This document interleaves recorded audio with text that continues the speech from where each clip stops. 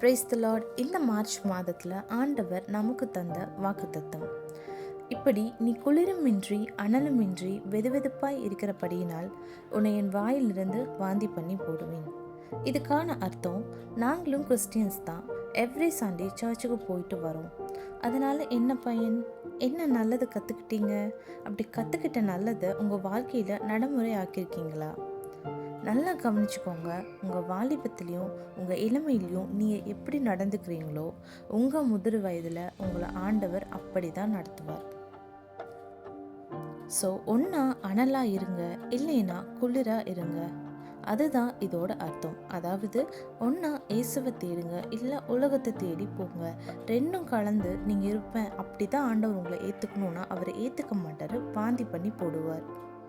ஒரு குட்டி கதை சொல்கிறேன். நரகத்துக்கு ஒரு ஆத்மா போச்சான்.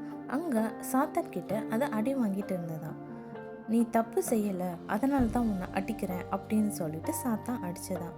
அதுக்கு இன்னொரு ஆத்மா கேட்டுச்சா, நம்மளை தப்பு செஞ்சோன்னு தானே சாத்தான் கிட்ட வந்திருக்கோம், அது எப்படி தப்பு செய்யலைன்னு அடிக்குது அப்படின்னு கேட்டதுக்கு, நான் திருட்டு மட்டும்தான் செஞ்சேனா, ஏன் இன்னும் கொலை போன்ற பாவத்தை எல்லாம் நீ செய்யலை அப்படின்னு சொல்லி அடிக்குது அப்படின்னு சொல்லுதான்.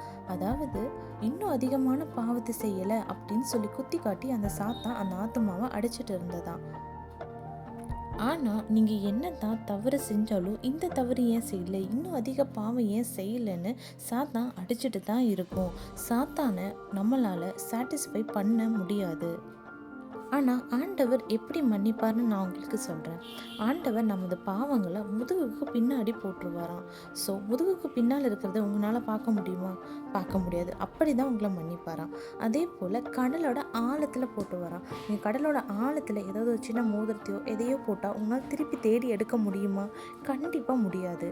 அப்போது அந்த மாதிரி உங்கள் பாவத்தை அடியில் போடுவார், திருப்பி தேடவே மாட்டாராம். மூன்றாவதாக எப்படி மன்னிப்பார் அப்படி பார்த்தீங்கன்னா, மேற்குக்கும் கிழக்குக்கும் எவ்வளவு தூரமோ அப்படி உங்கள் பாவத்தை மன்னிப்பாராம். அதாவது மேற்குக்கும் கிழக்குக்கும், மேற்கு திசையிலையும் கிழக்கு திசையிலையும் நீங்கள் ரெண்டு காந்தத்தை வச்சிங்கன்னா அது ஒன்னோட ஒன்று சேரவே சேராது, விலகி போயிட்டே இருக்கும், அது சேரவே சேராதான். அப்படி உங்கள் பாவத்தை விலக்கிட்டு போயிடுவார் அப்படின்னு சொல்லியிருக்காங்க. இப்போது உங்களுக்கு வயசு கம்மியாக இருக்கிறதால யாரோட தயவும் உங்களுக்கு தேவையில்லாமல் நீங்கள் நல்லா வாழலாம். ஆனால் இப்படி ஆண்டவரை நீங்கள் தேடாமல் வாழ்ந்தீங்கன்னா உங்கள் முதுமையில் ஆண்டவர் உங்களை கைவிட்டுருவார், உங்களை பாதுகாக்க மாட்டார். மேலும் அதுதான் ஆண்டவர் உங்களை வாந்தி பண்ணி போடுவார் அப்படின்னு சொல்லியிருக்கு.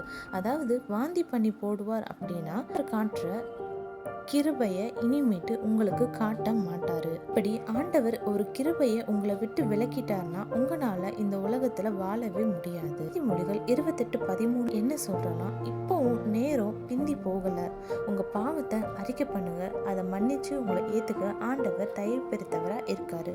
ஆமென்.